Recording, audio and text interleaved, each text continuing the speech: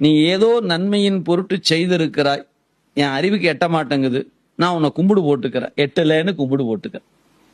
எனக்கு புரிஞ்சாகணும், எனக்கு தெரிஞ்சாகணும், எனக்கு ஒரு உண்மை தெரிஞ்சாகணும் அப்படிலாம் நினைச்சுக்கிட்டு சார் ஏன் உண்மையை தெரிஞ்சு ஏன் கஷ்டப்படுவான்னு தெரியல, வேண்டான்னு தானே சாமி மறைச்சு வச்சிருக்காரு. நீ மறைச்சு வச்சதை போய் தோண்டி தோண்டி ஏன் பார்க்க நினைக்கிறீங்க? அதான் மறைச்சிட்டாரு சிவாய நாம.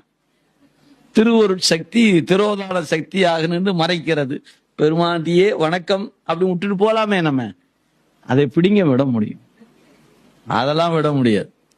எனக்கு தெரிஞ்சானும்ல அப்படின்னு இந்த உயிர் படுகிற பாடுங்க, அவ்வளவுதான். எனவே சில விடயங்கள் அப்படி கடந்து போச்சா தூக்கி போட்டு போயிட்டே இருக்கணும். ஏன், எது நமக்கு வேணுமோ அதை சிவம் தங்கு தடையின்றி கொடுத்துரும். அவன் கொடுக்காத யாரு கொடுத்துட போற? அந்த துணிவு தானே நமக்கு வேணும். என்னுடைய பெருமான் கொடுக்காது எனக்கு தேவையில்லை, அதை நான் எந்த வகையிலும் பெறணும், நான் ஏன் முயற்சிக்கணும்? அவன் கொடுத்தா வாங்கிக்க தயார், கொடுக்கலையா வேண்டாமியா, அவ்வளவுதான். எனக்கு கொடுப்பது சிவமாகத்தான் இருக்கணும், எனக்கு சிவம் கொடுக்காது எனக்கு தேவையில்லை என்கிற உறுதிப்பாடு அடியவர்களுக்கு இன்றியமையாது. அதெல்லாம் பக்தி செலுத்தத்தான் வரும், ஒரே நாள்ல வரக்கூடியதல்ல.